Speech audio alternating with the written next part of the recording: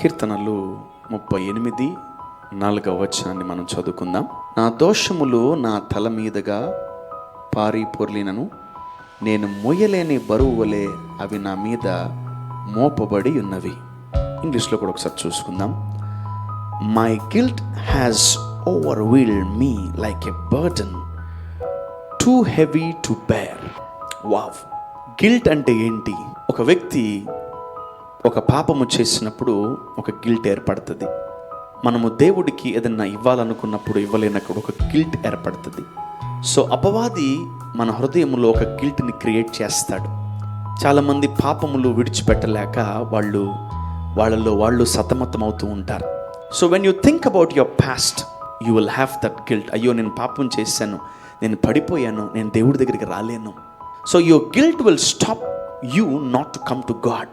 నీ యొక్క ఆ గిల్ట్ అనేది, ఆ భారము, ఆ దోషం అనేది నిన్ను దేవుడి దగ్గరికి రానివ్వకుండా చేస్తుంది. Today you need to overcome your guilt. నీ లోపల ఉన్న ఆ దోషమును, నీ లోపల ఉన్న ఆ చీకటిని నువ్వు ఎప్పుడైతే జయిస్తావో, ఓవర్కమ్ అవుతావో, అప్పుడే నీవు దేవుడి దగ్గరికి తొందరగా రాగలవు. చాలామంది పాపం చేస్తారు, శనివారాలు పడిపోతారు, and Sunday they can come to God. దేవుడు క్షమించే దేవుడు, బలపరిచే దేవుడు. ఈరోజు దేవుడిని లోపల గిల్ట్ పెట్టలేదు. So how guilt comes when you don't know about God. నీవు దేవుడి గురించి తెలియనప్పుడు నీలో గిల్ట్ ఏర్పడుతుంది.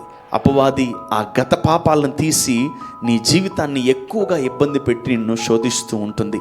ఆ దోషములు బాగుగా బరువుగా ఉన్నాయని భక్తుడు సెలవిస్తున్నాడు.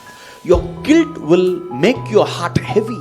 Today my Sons, my youngsters, యవన బిడ్డలారా, మీరు ఆ గిల్ట్ని జయించాలి.